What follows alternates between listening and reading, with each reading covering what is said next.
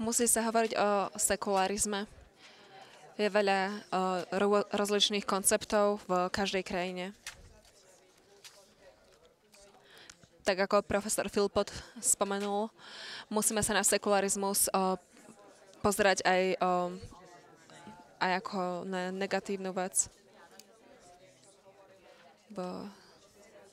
Musíme sa pozerať na to ako niečo, kedy je náboženstvo neprítomné.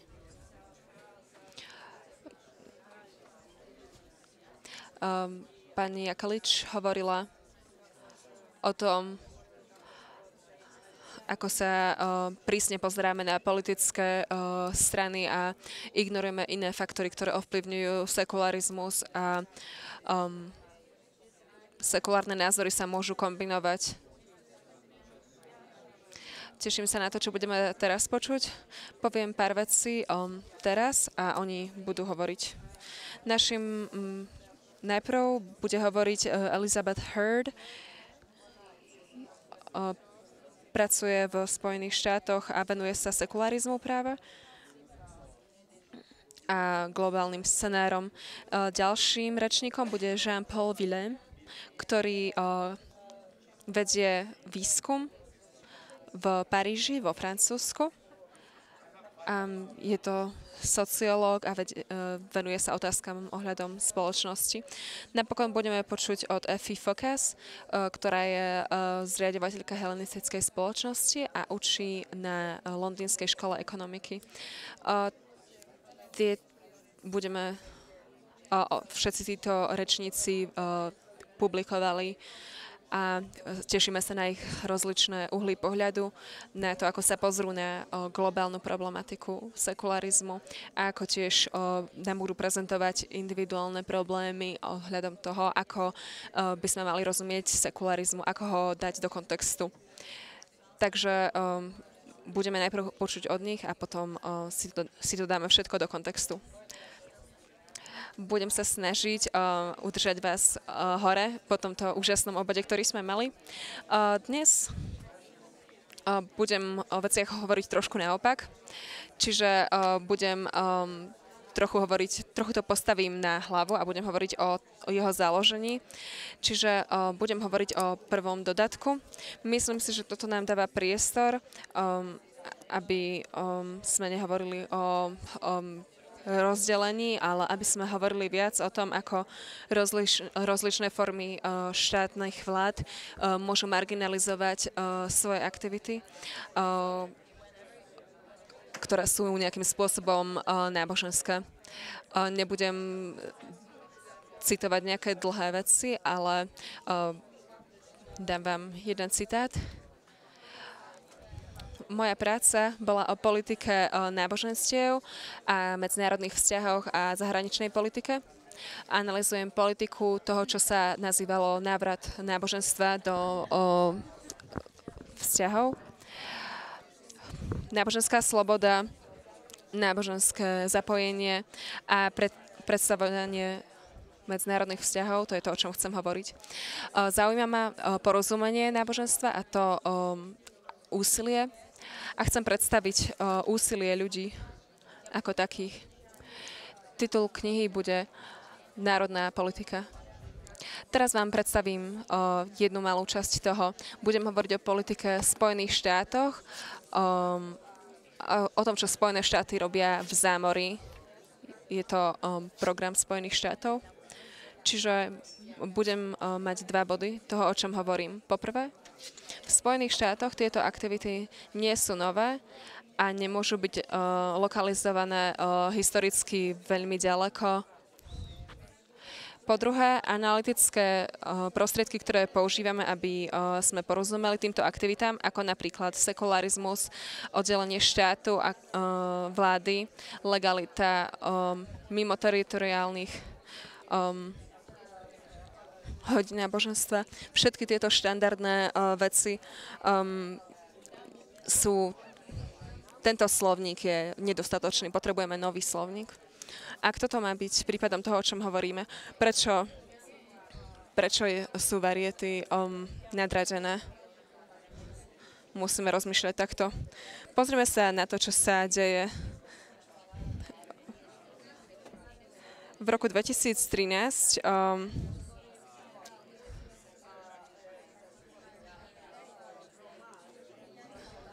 Melissa Rogers povedala, že strategické zapájanie nám pomáha prerušiť vojenský konflikt. Prezident Obama sa snažil vytvoriť nejakú zrozumiteľnú mapu, ktorá by pomáhala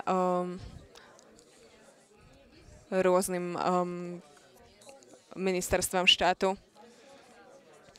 Videli sme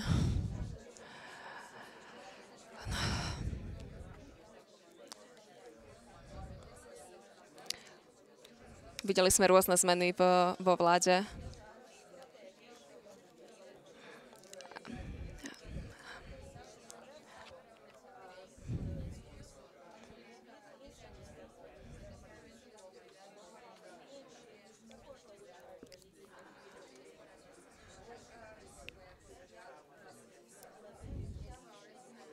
V tejto novej ére partnerstiev sa spolupracujú rôzne orgány.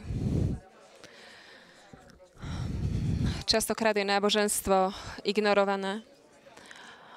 Moja otázka je, čo znamená pre pluralistické spoločnosti, keď vlády ako Spojené štáty delia svet na veriacich a neveriacich, na náboženstva a nenáboženstva a potom nasledujú svoje politické záujmy.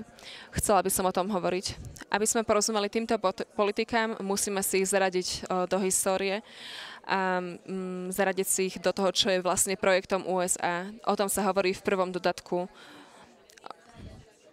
Od druhej svetovej vojny americká vláda rozumela o tom, že náboženstvá vlastne pomáhajú svetu. USA podporovala náboženskú slobodu a boli rôzne programy vytvorené na to, aby zabezpečila voľnejšie, slobodnejšie verzie náboženstva aj v zahraničí. Tu v Amerike sú to patrí to k politickým prioritám. Chcem povedať veľmi dôležitú vec. Je tu určitý mýt amerického excepcionalizmu. Vraví sa, že Amerika vynašla náboženskú slobodu. Hovorí sa o tom, že tuto bolo vlastne zdokonalené a že náboženstvo sa stalo slobodným. Dnes môžeme hovoriť o tom poslednom kroku zatiaľ. O Amerike sa hovorí ako o ochrancovi slobodného náboženstva. Amerika je lídrom slobodného slova, slobodného sveta a obraňuje slobodu náboženstva. To, čo sa nazýva sloboda náboženstva, ide tu o založenie takých foriem náboženstiev, ktoré vyhovujú vlastne podmienkam USA. Tieto štandardy však nie sú univerzálne, ale majú históriu. Čiže je tu pokus vlastne zosilniť také náboženstva, ktoré vyhovujú Amerike a ktoré spĺňajú americké kritériá na slobodu náboženstva. Čiže je dôležité, tieto projekty nemôžu. Je ťažké tu hovoriť v určitých pojmoch ako sekularizmus.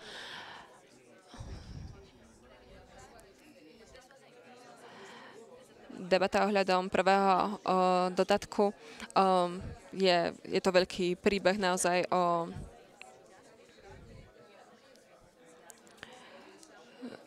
kniha uvádza 3 príklady, ktoré berie z amerických zahraničných vzťahov.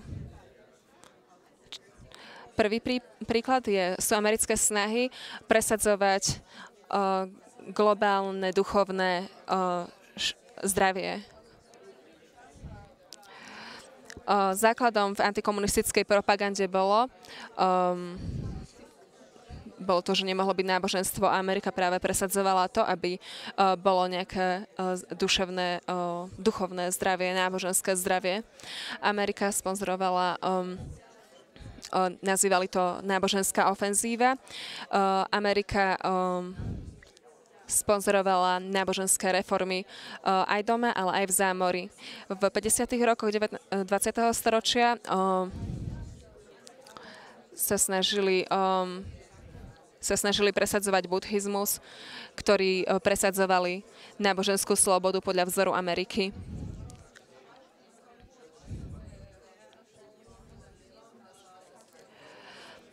V roku 56 polícia bola vytvorená komisia buddhizmu a mala vlastne vytvárať túto náboženskú ofenzívu, podporovať náboženstvo. Táto komisia buddhizmu mala študovať efektivitu buddhizmu.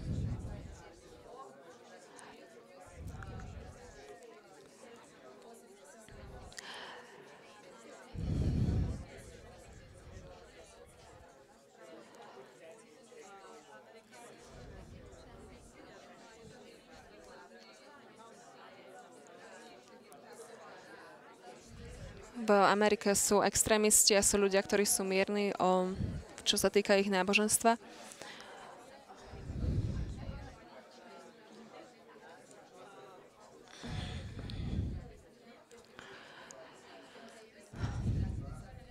Ak si preskúmame americkú históriu, tak zahraničné vzťahy Ameriky sú plné takých druhov náboženstiev, ktoré spĺňajú nielen americké nejaké podmienky, čo by to malo znamenať, aké by malo byť náboženstvo.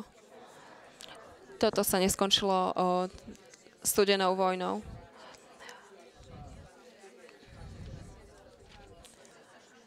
Dôležitá je tiež náboženská tolerancia. Príkladom je napríklad Albánsko. Nebudem o tom hovoriť do detailov. Tento projekt chcel transformovať albánske náboženstvo a sekty na niečo slobodnejšie formy toho, čo už boli, aby boli akceptovateľnejšie. Prednedávnom, v 3. príklade, budem hovoriť o zámorských, o vojenských kaplánoch, ktorí mali nové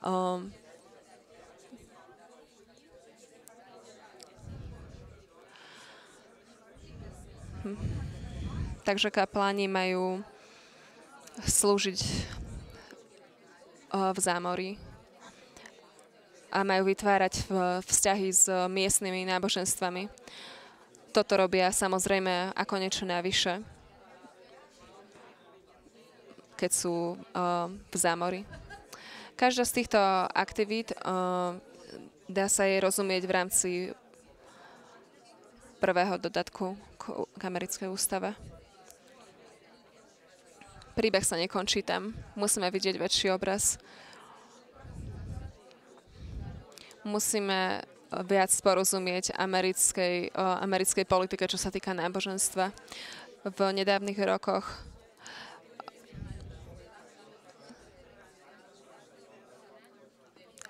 aktivita, ktoré sa chápu ako náboženské alebo sekulárne, boli v nedávnych rokoch veľmi skúmané. Napríklad správa spred pár rokov hovorila, že niektoré aktivity sú nepochopené, či sú už ústavné alebo neústavné a ovplyvňujú efektivitu. Táto správa kritizovala to, že ohľadom náboženských vecí nie je dostatok jasnosti. Autori správy,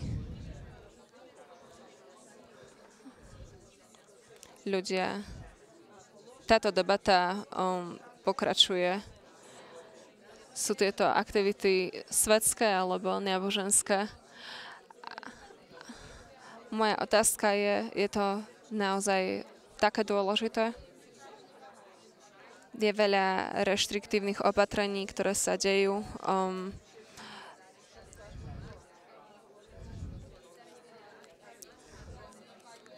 Počas okupácie Iraku.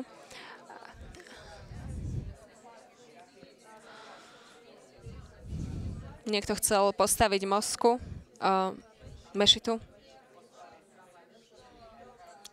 Odmietli to a zmenili teda mešitu, zmenili názov mešita na iné slovo a vďaka zmene tohto slova sa mešita mohla postaviť.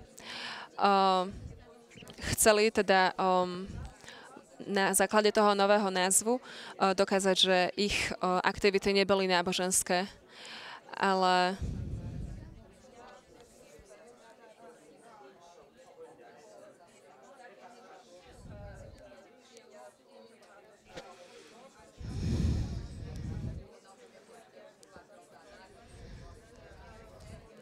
ak americké fondy idú k sektám, vláda by mala mať, by mala vedieť vyjadriť svoje názory.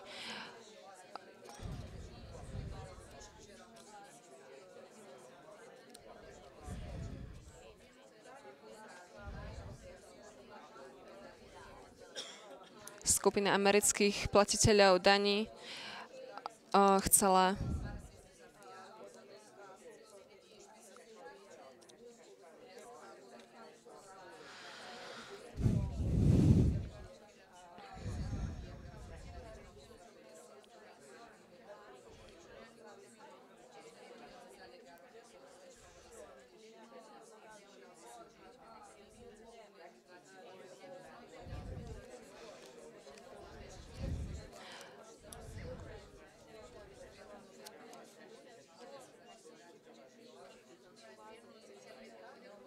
vláda môže podporovať náboženstva tak, ako sa rozhodne. Mali by sme rozmýšľať takto. Prezident môže presadzovať náboženstvo tak, ako sa mu chce. Niekto povedal, že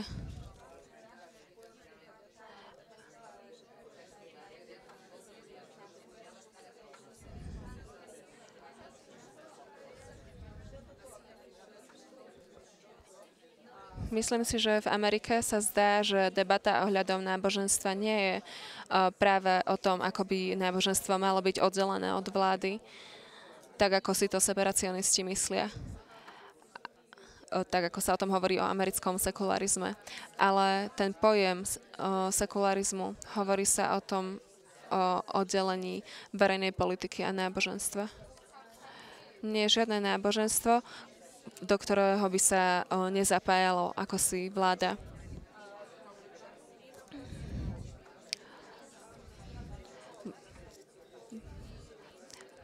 Debata ohľadom náboženstva nie je o tom, či ľudia viery by mali byť zapojení do verejného života. Kto by sa mal rozhodovať o tom, kto je to veriaci?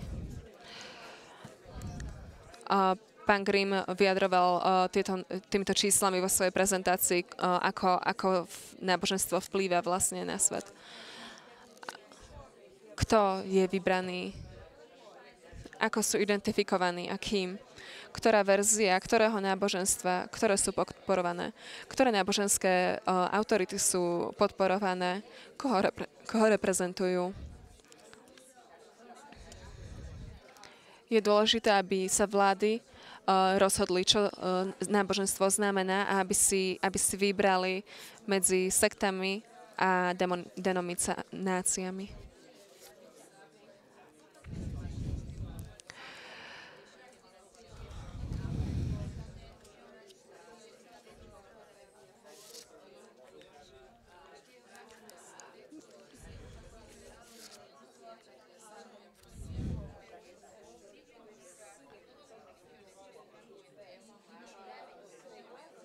Je vždy jednoduchšie pre náboženstvo väčšiny.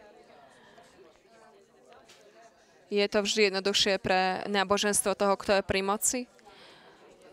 kto je podporovaný korporátnymi záujmami alebo veľkými krajinami, aby mali politickú váhu. Je to jednoduchšie pre tieto veľké náboženstva. Iní sa často nazývajú extrémistami.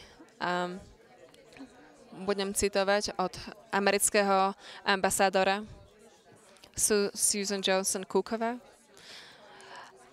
Americká vláda musí niekedy presadzovať náboženských lídrov. Skupiny, ktoré vyzerajú ako náboženstva, dostávajú viac pozornosti od Ameriky. Netradičné náboženstva sa často stretávajú so skepticizmom a nepochopením.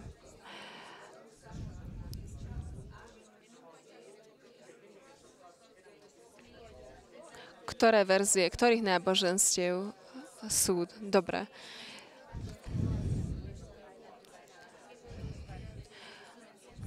Zaviazanie sa k náboženstvu.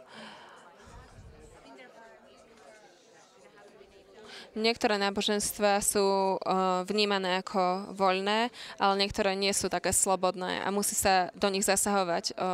Vláda do nich musí zasahovať. Keď Amerika zasiahla v Afganistane, prišla do provincie pri Pakistane, bolo povedané, radi by sme videli malé náboženské školy. Akýkoľvek pokus na to by sa stretol s nepochopením.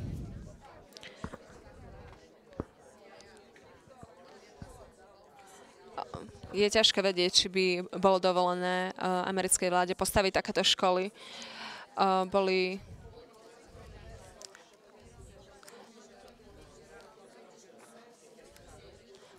vojaci museli jednoducho vybudovať tieto školy v krajinách. Vybudovali ich preto, aby afganistánske deti mohli byť náboženské, proamerické a na toto sú tieto aktivity v súlade s ústavou. Medzinárodné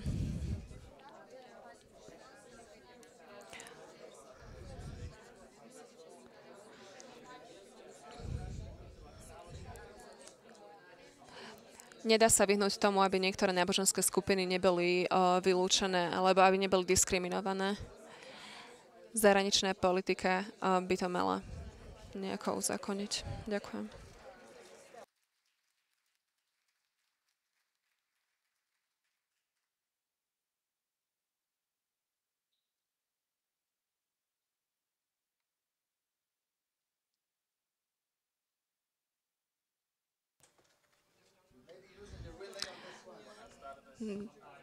Dobré, príjemné poobede vám prajem.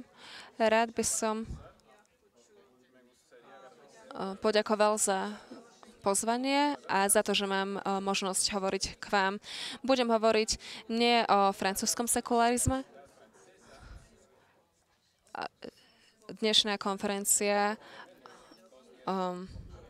by to dovoľovala, ale budem hovoriť o jednom aspekte, o náboženstve a vzdelaní vo Francúzsku. Vzťah medzi vzdelávacím systémom a náboženstvom vo Francúzsku je veľmi citlivá téma historicky. Republikánci hovoria, že katolícka cirkev veľmi ovplyvňujú vzdelávanie detí. Najdôležitejšie je sekularizácia v systéme bolo oddelenie cirkvi a školského systému. Bolo to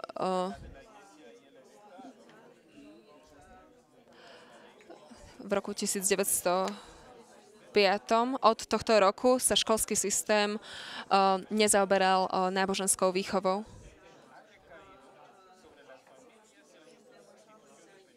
A preto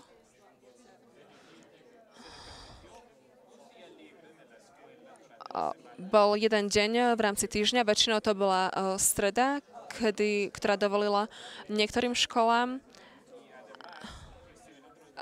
aby ten jeden deň v týždni mohli mať voľno okrem nedele, aby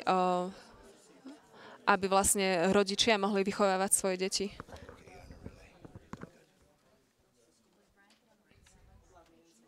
Čo sa týka náboženstva?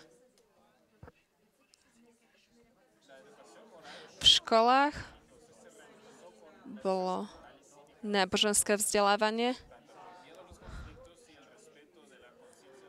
Bol tu trošku strach z konfliktu.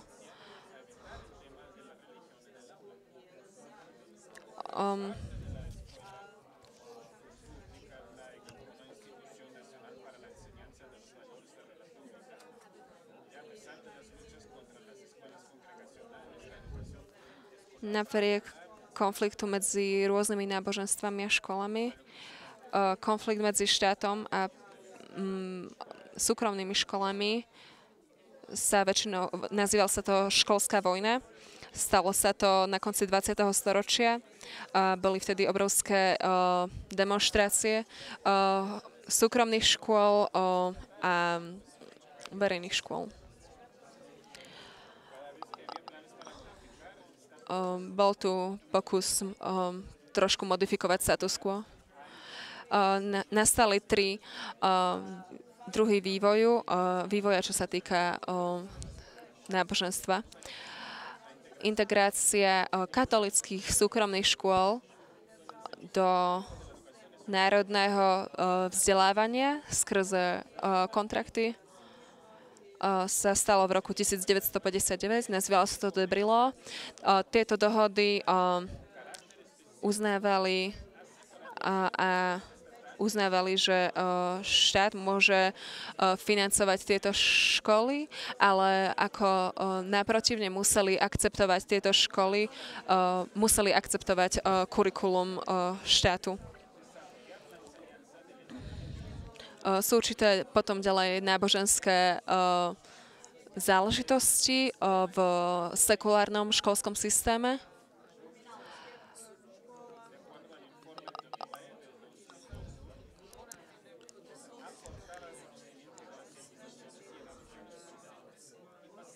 V súčasnosti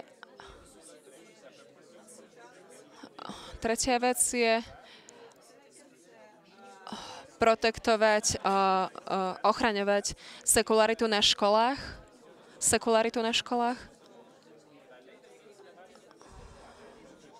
V roku 2004 bolo zakázané mať oblečené akékoľvek symboly, náboženské symboly ako kríže a podobne.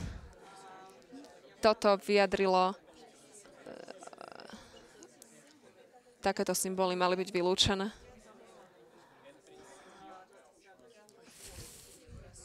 Francúzska sekularita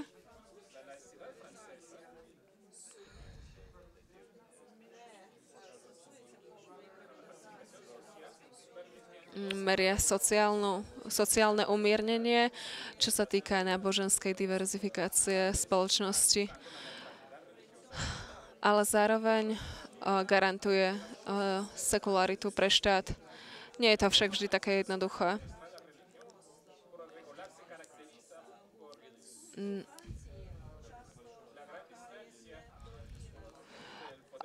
Štát má veľkú moc, čo sa týka vzhľadom k náboženstvu.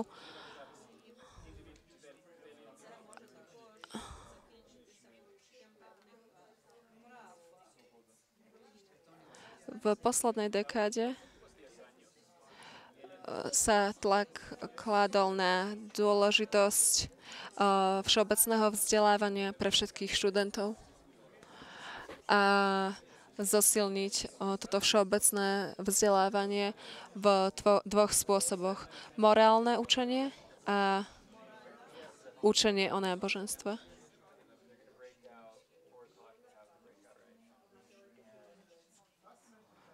V dokumente Spoločné základy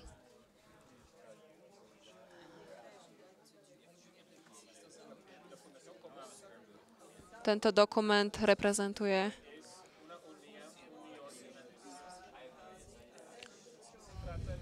to, že sila národa je v rôznych výskumoch.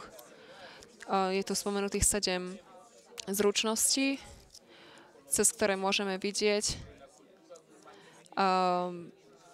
ako vedomosti.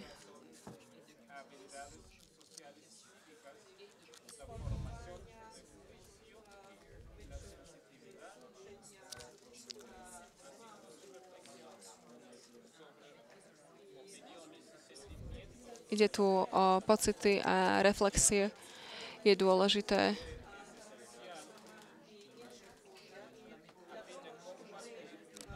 je dôležité zdieľať európsku kultúru. Podľa týchto oficiálnych dokumentov poznanie Iliady a Odysei, ktoré hovoria o Ríme a Biblii, treba poznať tieto dokumenty. Rôznorodosť spoločnosti a náboženstiev a náboženstva vo Francúzsku. Treba sa spoliehať na seminálne texty a hlavne na články z Biblie a z Koránu. A keď mám hovoriť o sekularite, je skrze tieto texty, Bibliu, Korán, vidíme, že učenie o náboženstve je základom, čo sa týka vzdelania. V roku 2012 minister národného vzdelávania Vincent Perignon hovoril o vzdelávaní, ktoré by pomohlo mierovému spolunažívaniu náboženstiev. Čo sa týka tejto veci, hovoril o sekulárnych efektoch a pripravil správu a tá začala debatu o všeobecnom kontexte, o sociálnej situácii, ktorá hovorí nielen o náboženstve a o filozofických záležitostiach, ale tiež o pluralite koncepcií, hlavne o normatívnom pluralizme. Ale dôraz sa kládol na učenie o náboženstve na verejných školách. Od konca 80. rokov boli ľudia, ktorí hovorili o sekulárnom charaktere škôl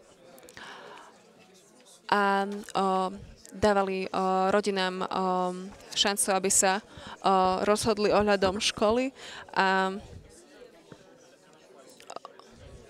v mnohých ohľadoch otázka náboženstva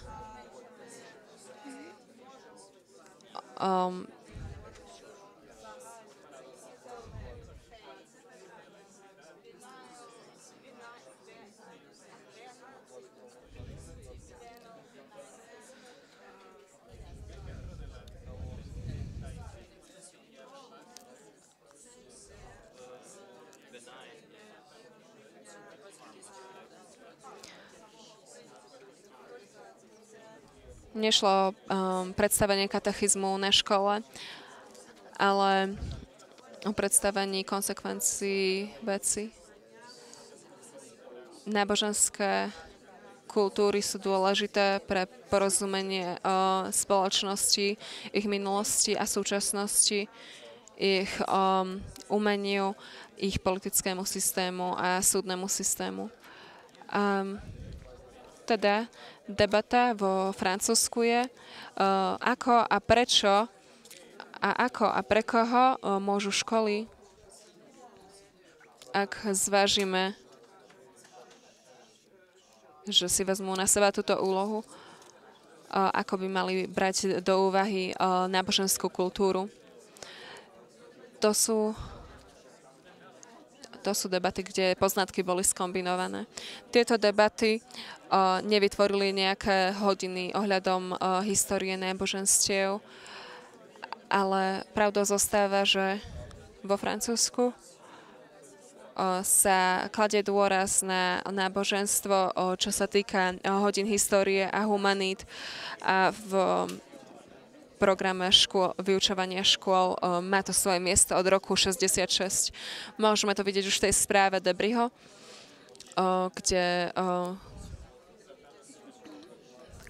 kde hovorí o sekulárnych školských systémoch. V decembri 2001 minister národného vzdelávania Jack Logue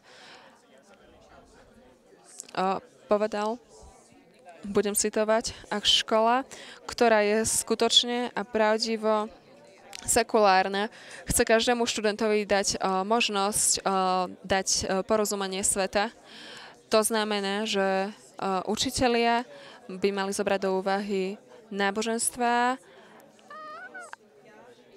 a pretože náboženstva štrukturovali históriu ľudstva.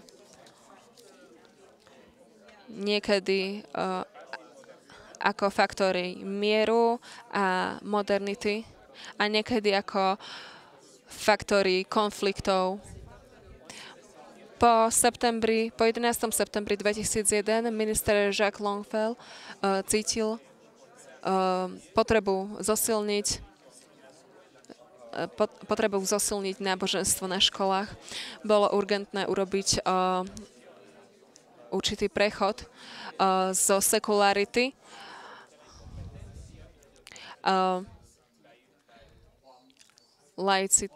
laickosti k laikov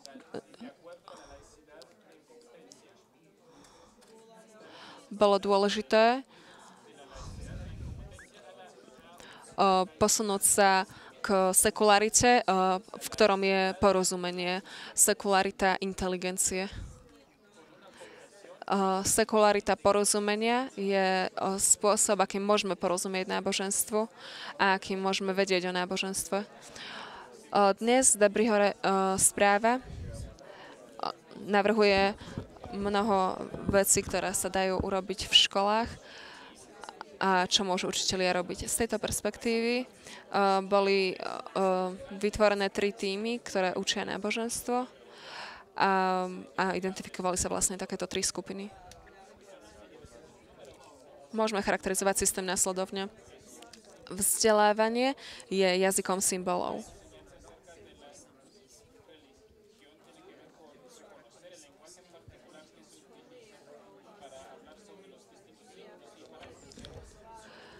Symboly nám pomáhajú vysvetľovať, aký svet je v špecifickom jazyku.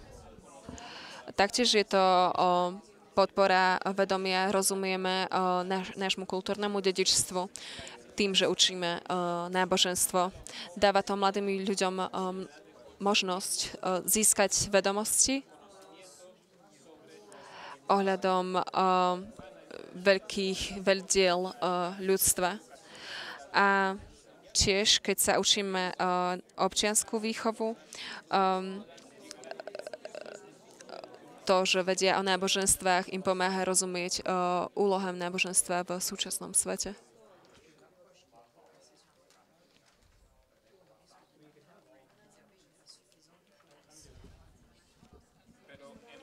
Ale vo Francúzsku, ako je určité historické dedičstvo, bola tu tendencia znížiť náboženstvo na úroveň nejakej osobnej viery, niečoho osobného iba. Je článok v francúzskych zákonoch, ktorý hovorí, že nikto by nemal byť znepokojený tým, aké má náboženské sklony. Táto tendencia znížiť úlohu náboženstva iba ako na nejakú tendenciu. Vytvára to pocit, že náboženstvo je len otázka, ale na druhej strane náboženstvo silne motivuje ľudí, ktorí v niečo veria a kolektívne organizuje nejaké presvedčenia A je to viditeľná manifestácia gest budov a podobne. Náboženské fenomény existujú, lebo muži a ženy sú skúsení individuáli, sú rôzne inštitúcie, náboženské práce, architektonické diela, knihy, texty a kódy, druhy správania. Ak štátna škola nevie, či Boh existuje, mala by vedieť, že sú jednotlivci a skupiny, ktorí veria, že Boh existuje. A tento fakt má veľký vplyv na osobný a spoločenský život.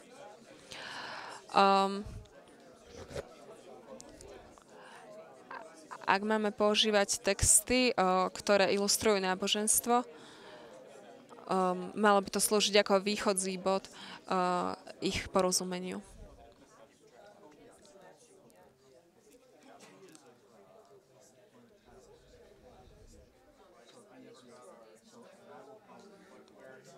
V ďalších európskych krajinách Francúzsko čelí novú sociálnu realitu tým, že zvyšuje množstvo ľudí, ktorí hovoria, že nemajú žiadnu náboženskú afiliáciu a zvyšuje sa množstvo ľudí, ktorí hovoria, že nemajú náboženstvo a študenti, ktorí nemajú žiadne náboženské vzdelanie a nie sú oboznámení s problematikou náboženstva. Navyše sú veľké množstva moslimských minorít, ktoré veľmi vyjadrujú svoje náboženské postoje a vytvárajú pluralitu postojov v Európe. Sú rôzne druhy skupín a sieti skupín, ktoré majú rozličné náboženstvá a vznikajú sekty v týchto náboženstvách. Je určitý vzťah medzi náboženstvami a rôznymi problémami, islamofóbia, antisemitizmus a vytvára to veľký tlak napríklad aj v školách. Ako by škola mala učiť náboženské fakty? Je dôležité nielen rozumieť jeden druhému a spolu koexistovať v miery, rešpektujúc rozdiely medzi nami. Rozhodnutie integrovať náboženské vzdelanie do školského vzdelávania a do vzdelávania ako takého. Bolo dôležité mať rešpekt, čo sa týka vzdelávania. Lebo je veľká pluralita v triedach. Čiže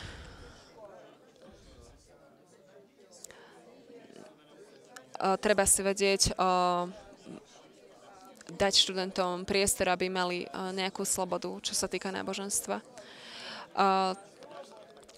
Učitelia sú vyškoľovaní, ale tieto školenia nie sú dostatočné, lebo učitelia nevedia, ako učiť o náboženských skutočnostiach a mali by to vedieť nielen, aby mali dostatočné vedomosti, ale aby aj mali dobrý prístup. Keď sa učíme historický prístup a jeho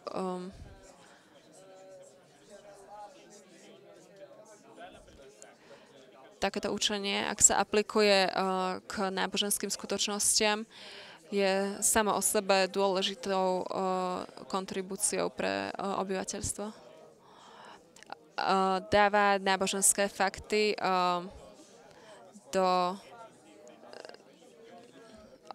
považuje ich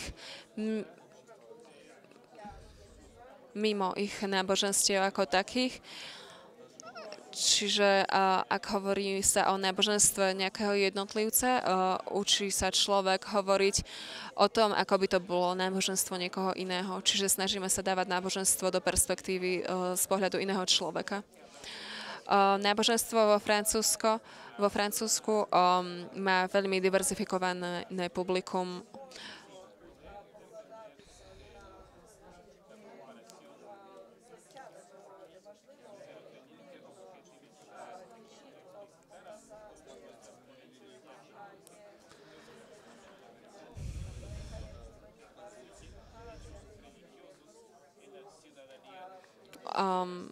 Francúzsko je dobrým príkladom krajiny, ktorá je pluralistická, čo sa týka náboženstva. A diskusia nebola by pochopiteľná, ak by to bolo vysvetľované pre celú spoločnosť. Môžeme hovoriť iba o orientácii.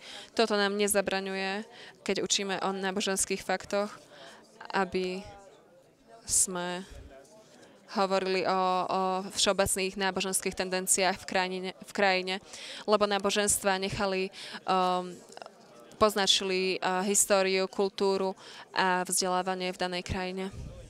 Ak učíme o náboženských faktoch, to môže nám pomôcť dostať perspektívu. Je to o štátnych školách, vzdelávanie v štátnych školách v danom mieste a s danou historickou a kultúrnou problematikou. Ďakujem.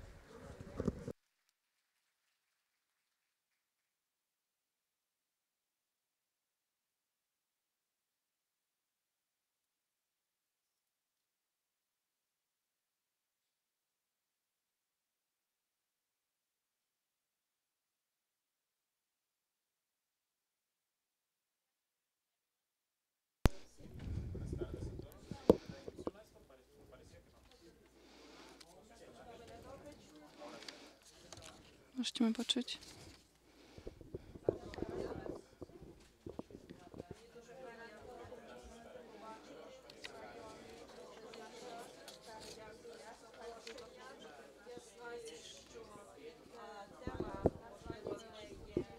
Čo?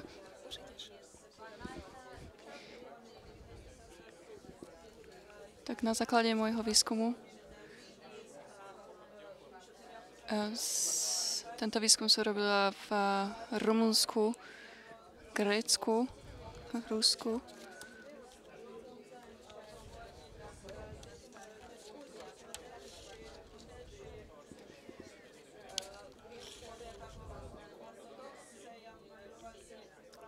Otázka je, či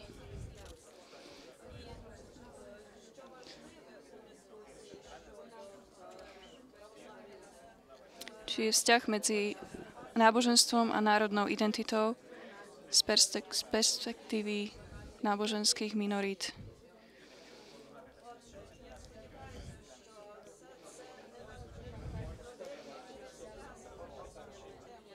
Otázka je, či je to banálny, vľúdny, alebo aký je vzťah medzi nimi, banálny, vľúdny alebo deštruktívny.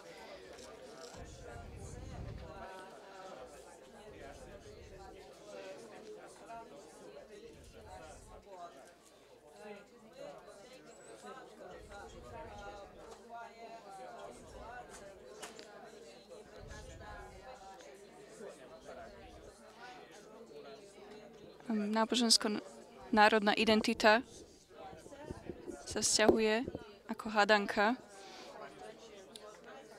z rôznych rýzorov z rôznych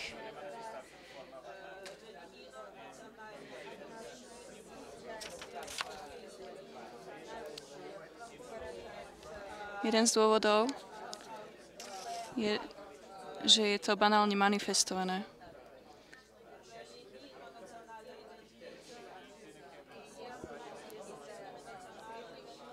Napríklad vo Švédsku. Vo Švédsku sa cirkevné budovy používajú ako všeobecné školy.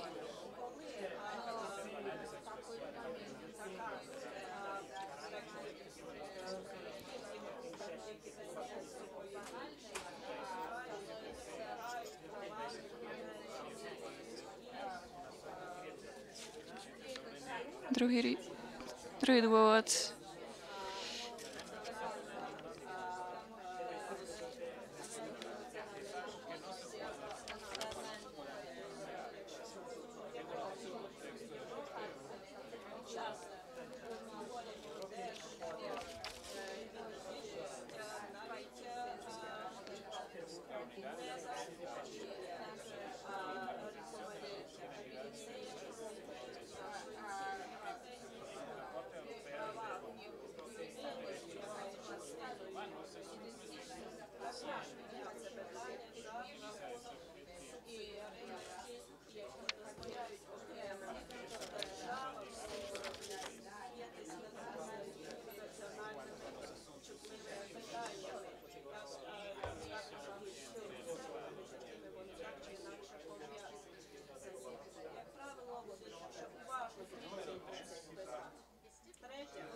Tretím dôvodom je, že vzťah medzi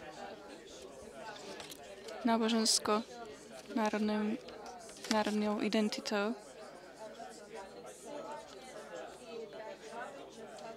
sa mobilizuje veľmi silno.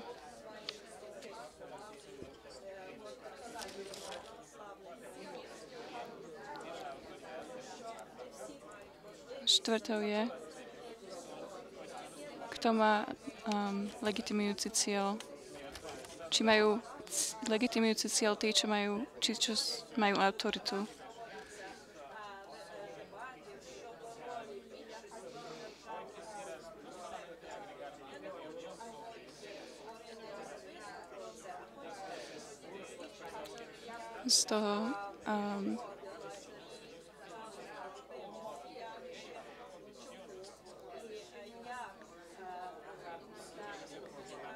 Z toho výskumu, čo som robila, chcem spomenúť, prečo je problematické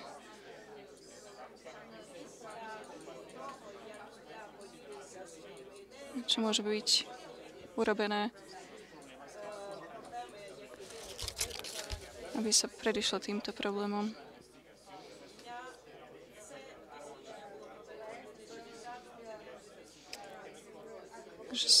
Som robila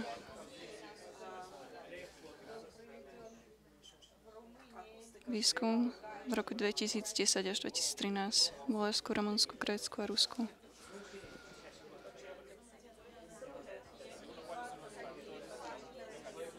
Ktoré sú faktory, ktoré ovplyvňujú pluralizmus a náboženskú slobodu vo väčšine ortodoxných kontextov.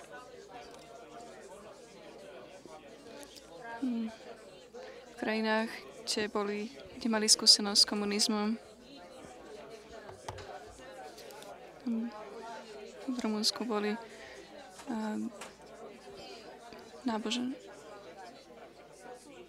náboženstvo silné.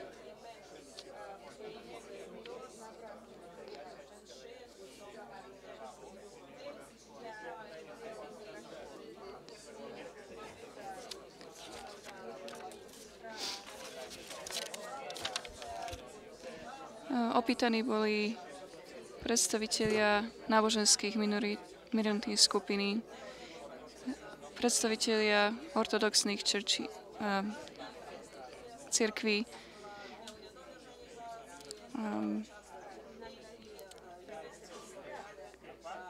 štátni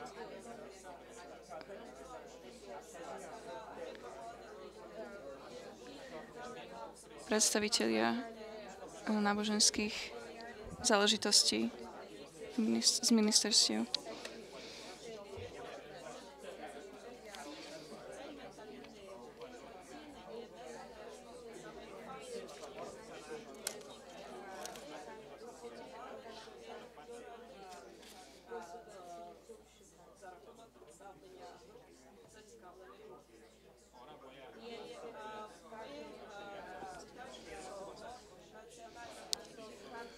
Teraz sa budem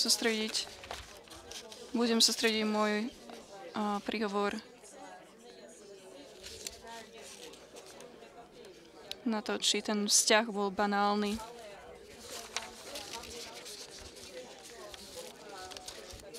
Hranice medzi banálnym, vľudným a deštruktívnym nie sú niekedy dosť jasné.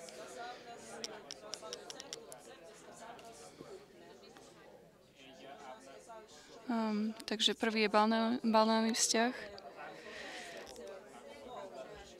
Prítomnosť ortodoxných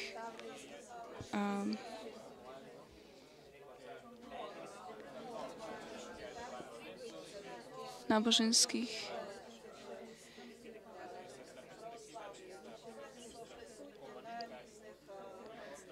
ona povedala, že pretože všeobecné náboženstvo v Bulharsku a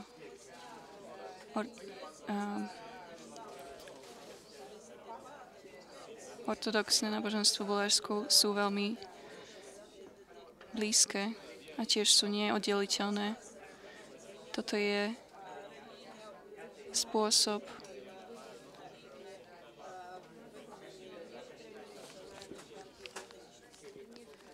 a dôvodom, aby sme boli šťastní. Vláda a cirkevní predstavitelia sú skoro vždy spolu, niekde spolu.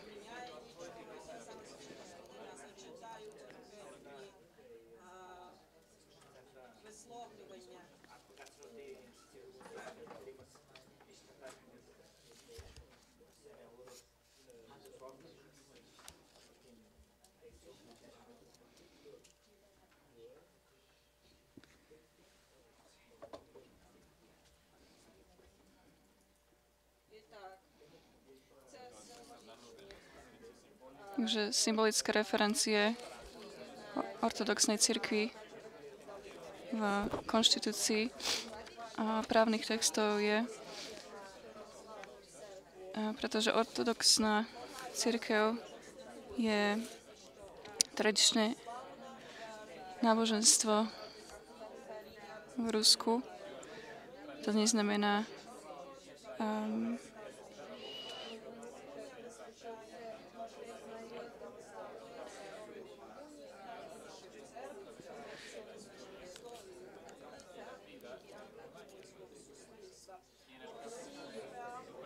každý má všeobecné náboženské práva a privilégium je normálna vec, tak ako v iných európskych krajinách.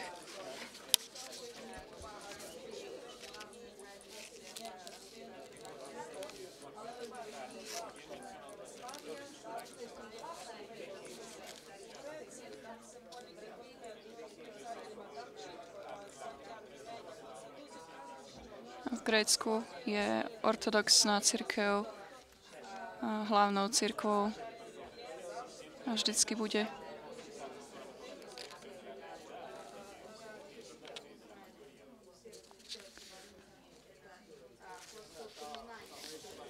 Tak druhý vzťah je vľúdny.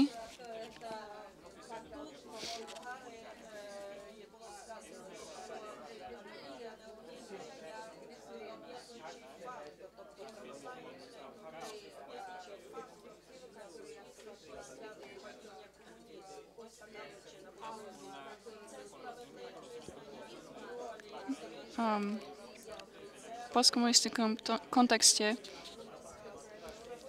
je spomenuté, že máme iba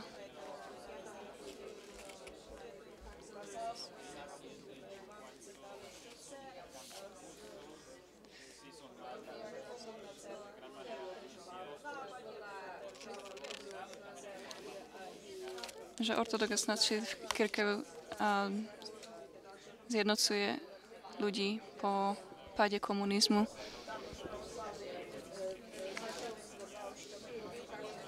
Takisto sa hovorí, že musia učiť deti katolíckym morálnym zásadám.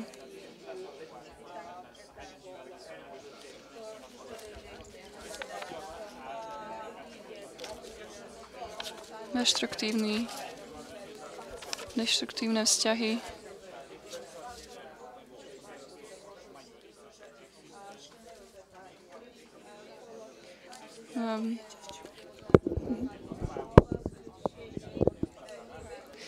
Náboženské vzdelanie po štátnych školách.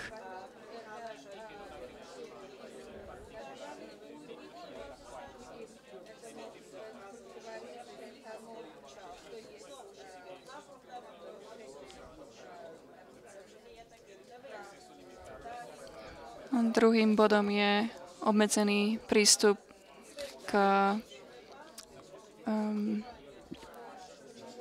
cintorínom.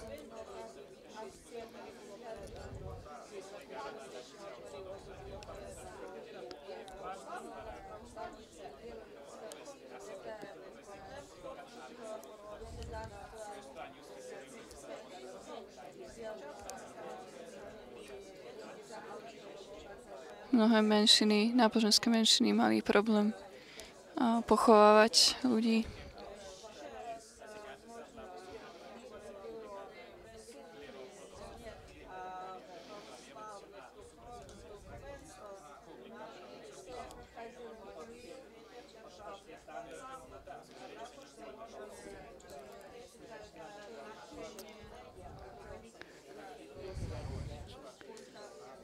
Prítomnosť ortodoxnej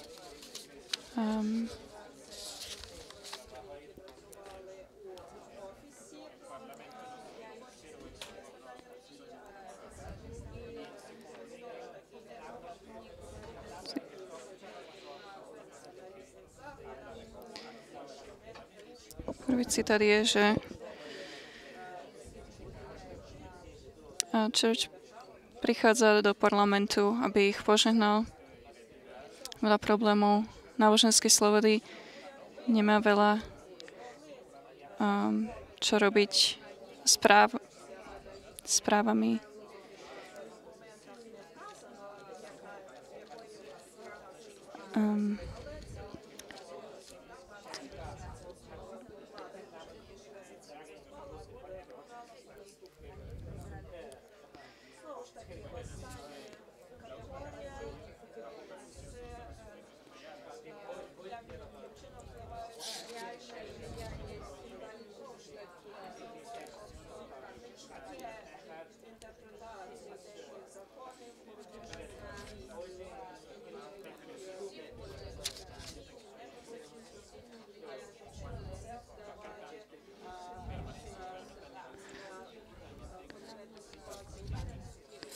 Posledným bodom je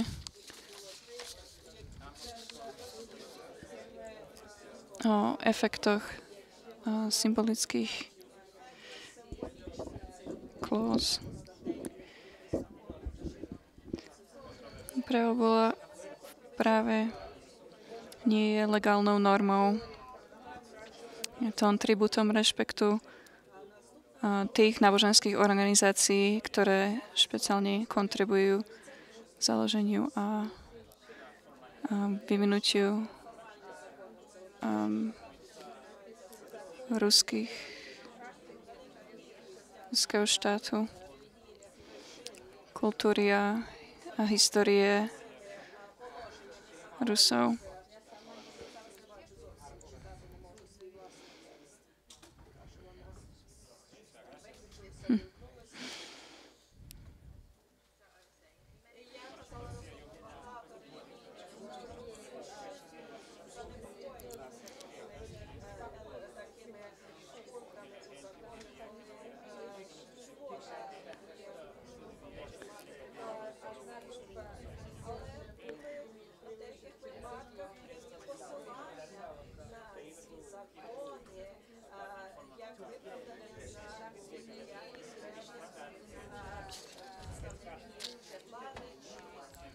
Môžeme vidieť teraz, že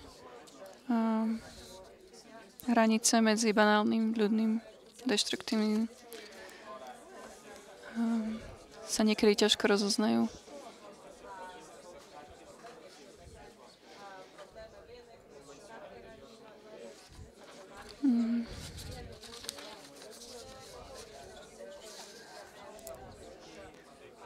Niektorí si myslia, že rozdelenie štátnych a cirkevných záležitostí by bolo riešením a niektorí si myslia, že by to nepomohlo.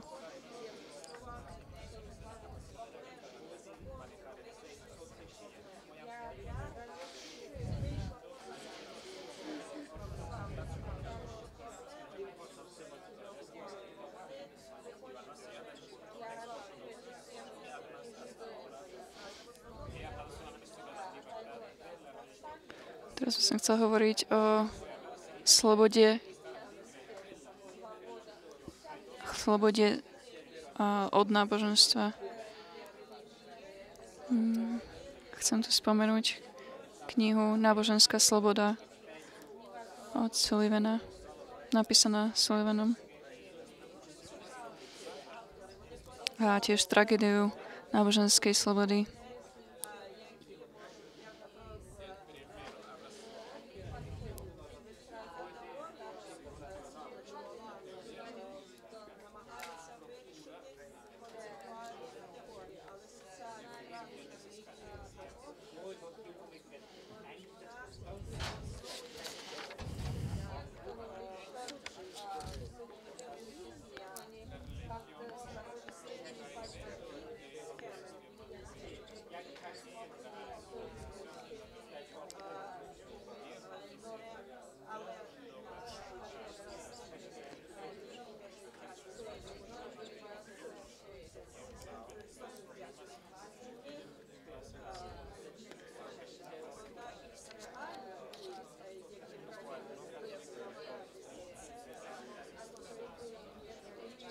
Vzťah medzi náboženskom a národnou identitou.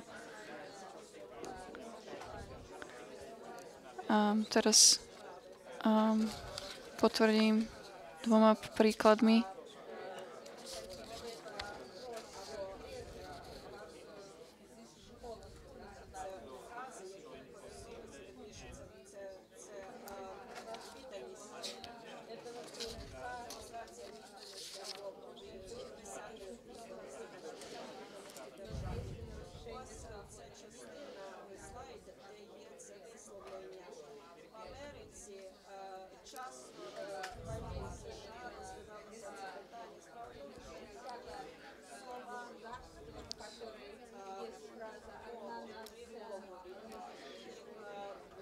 V 1954 bola predstavená Pledge of Allegiance v Amerike, v Spojených štátoch. A bolo to spôsobené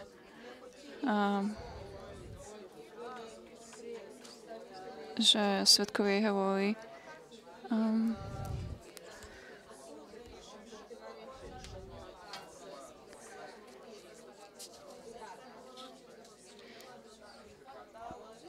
bolo to pridané na základe požiadavky prezidenta Eisenhowera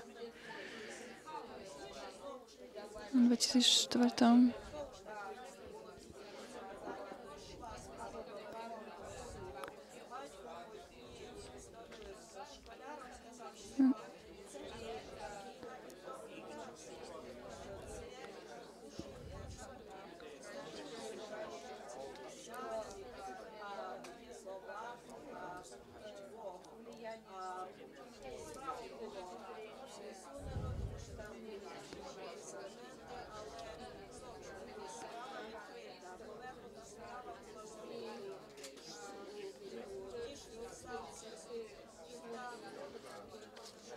Naposledy to bolo v Massachusetts maj tohto roku.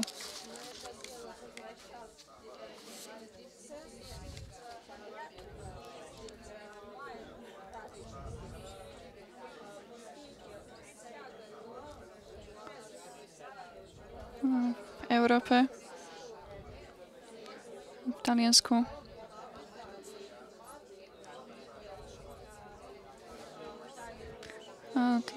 V Taliansku sa jedna matka sťažovala, že boli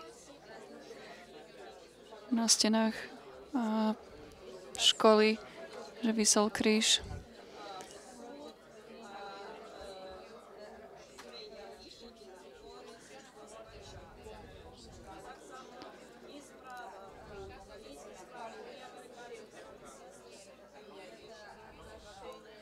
Vzťah medzi národnou identitou v Taliansku katolickou cirkvou skomplikoval tento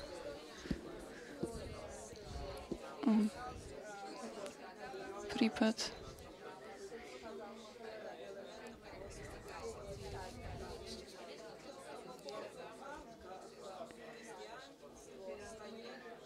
Môžeme vidieť, ako sa kresťanstvo stáva kultúrnou identitou.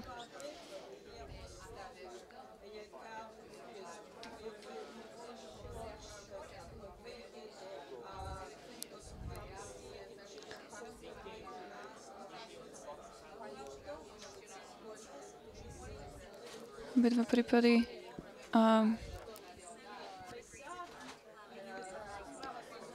vyprovokovali veľkú diskusiu.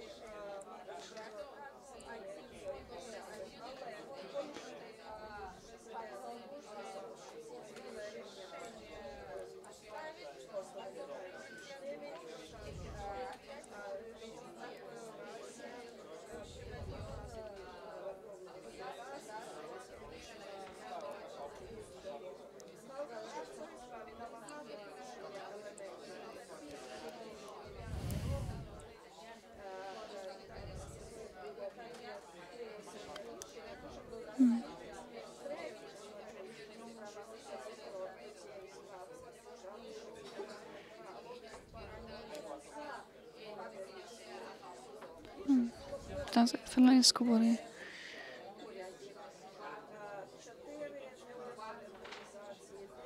Mali proti tomuto zákonu.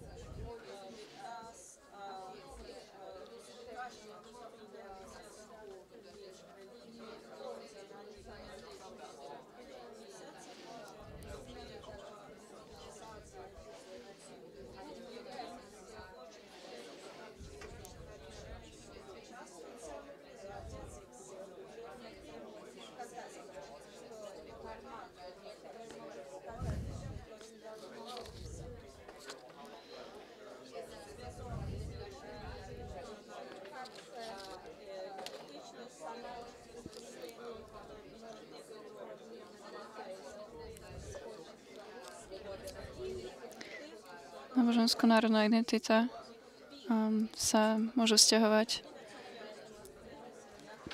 náboženstva slobody a taktiež je náboženstva zo slobody.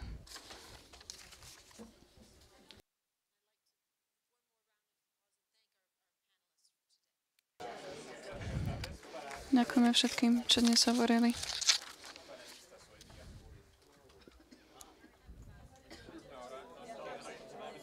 Dnes máme 15 minút na otázky.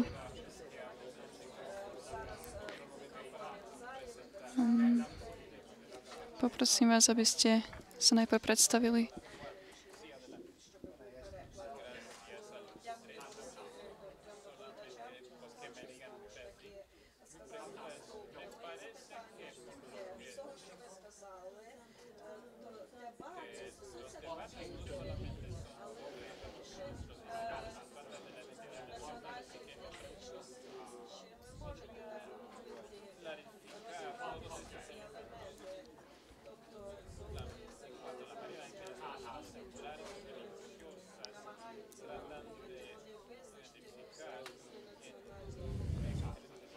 Otázka je, ako sa ľudia snažia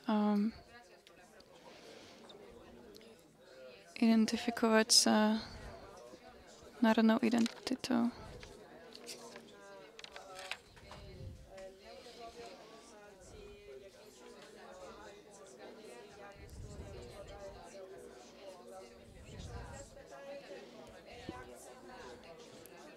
Navrhujem, aby sme učili o národnej identite iným spôsobom v školách,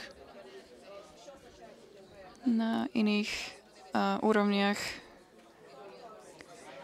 Takže väčšinou by sa to dá vyriešiť vzdelaním. No, môžem hovoriť o gréckom prípade. Boli tam pokusy minulý rok. Veľa rôznych skupín sa snažilo zmeniť vzdelanie. Napríklad ortodoxná cirkev. Či cirkev je zodpovedná za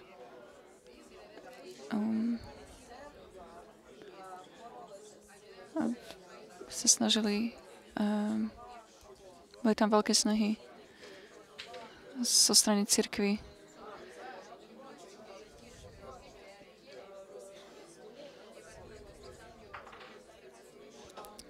to veľmi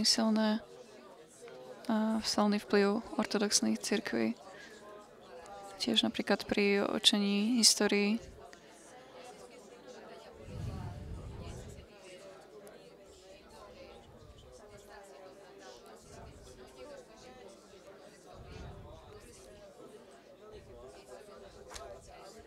Tak toto je asi najväčší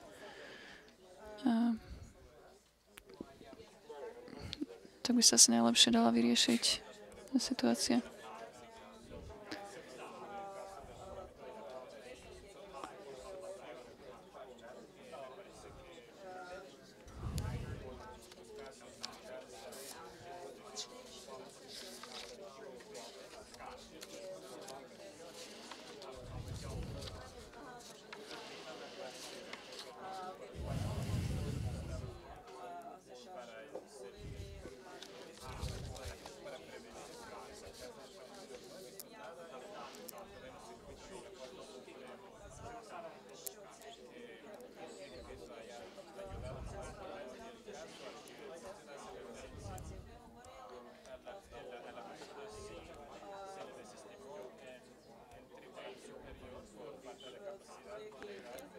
Otázka je o Pledge of Allegiance. Prečo sa môže prečo boli pokusy zmeniť slova v tomto Pledge of Allegiance.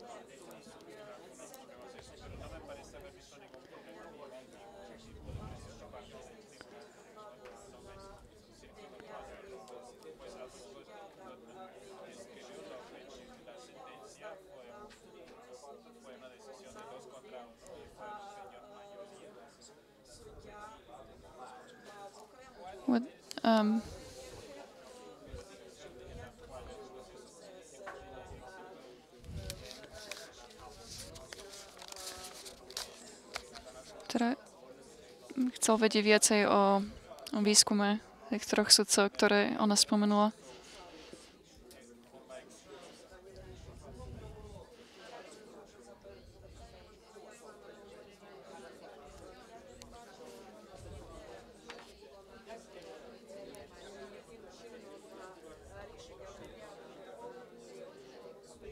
Čítal som o tom, ako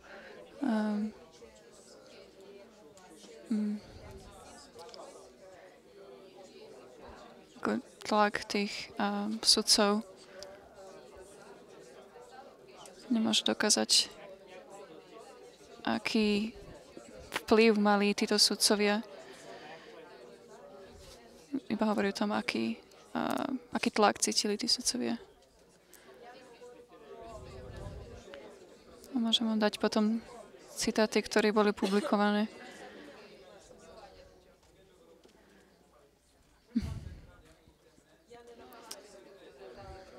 Nesnaží sa kritizovať hlavný súd.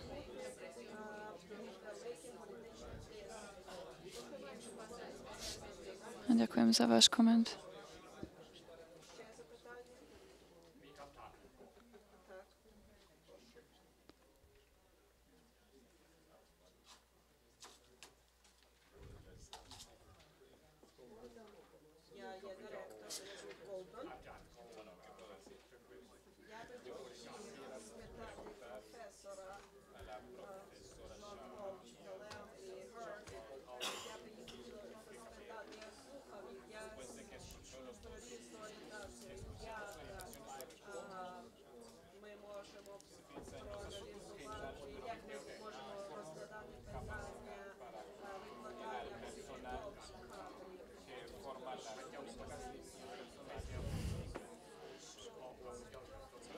veľmi ma zaujíma, že svetská orientácia je pod tlakom, alebo náboženské skupiny sú pod tlakom svetskej orientácii. Niekedy sa zdá, že sa nemôžeme sústrediť na náboženskú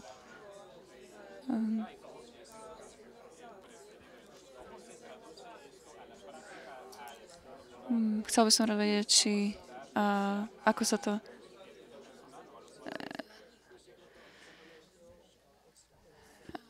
aké bolo to, keď ste zaučali personál.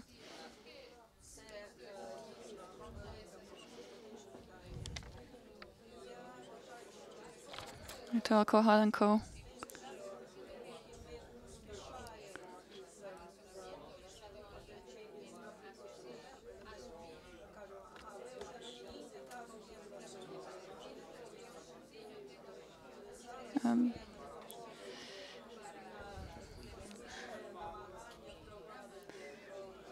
Kedy sa zdá, že otázka náboženstva je pod tlakom.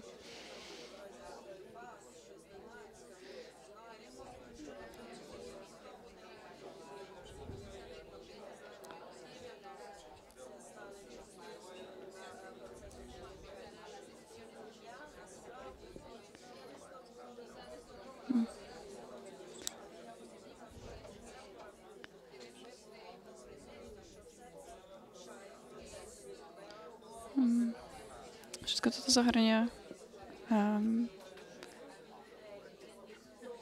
že musíme dobre vyberať, kto bude hovoriť a o čom.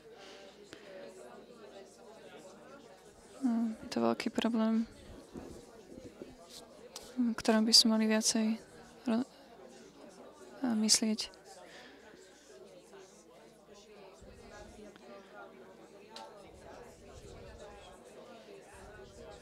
Nemôžeme len mať nejaký kurz, ktorý by vyriešil tento problém hneď.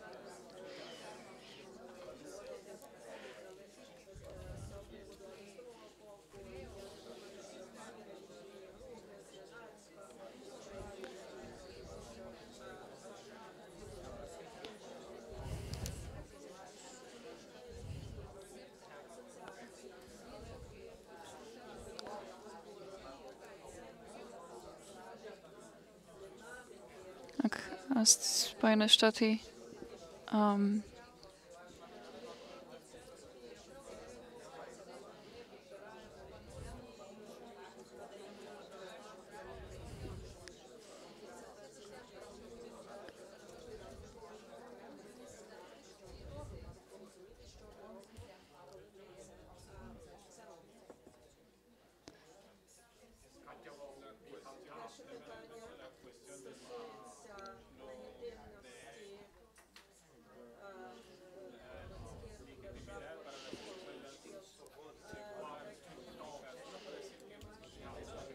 to vidieť, že svetské školy nič nechcú mať s náboženstvom. Svetský prístup k náboženstvu.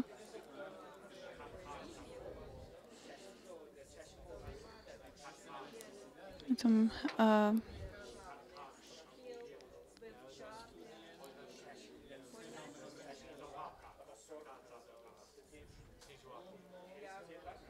by mali študovať tiež náboženstvo, tak ako kultúru a iné veci. Čiže priniesť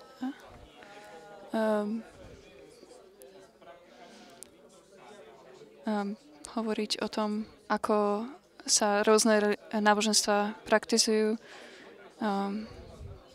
v čo veria. Tiež historický pohľad.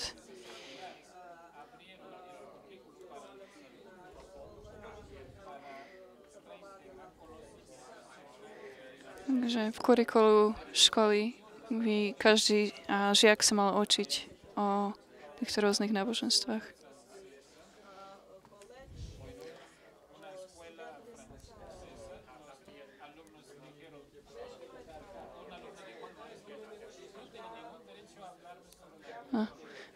Bol jeden žiak vo Francúzsku, ktorý povedal, že ja nechcem hovoriť o tom, o mojom náboženstve, pretože chodím do mešity.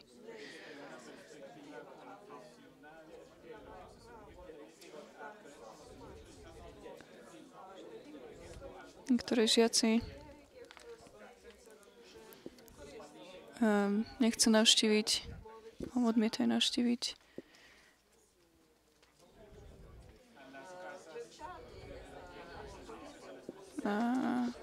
rôzne cirkvi, lebo si myslia, že to nie je moje náboženstvo.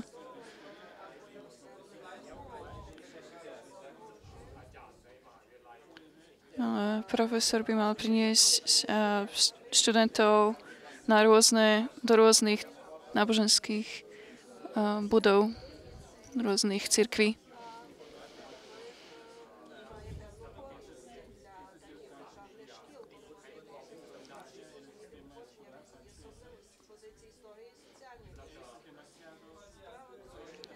Vo Francúzsku sú rôzne kritické reakcie.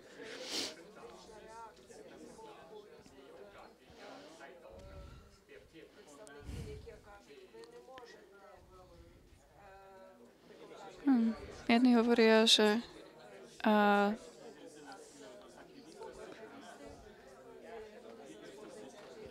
tí svetský pohľad hovoria, že sa nemôže učiť náboženstvo na školách a potom opačný prístup je, aby sa učilo náboženstvo.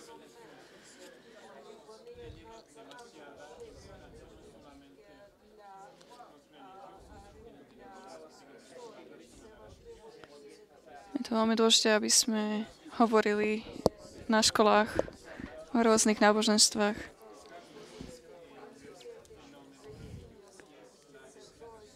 Aby sa o tom hovorilo tiež aj na svetských školách vo Francúzsku. Dnes budeme mať prestávku.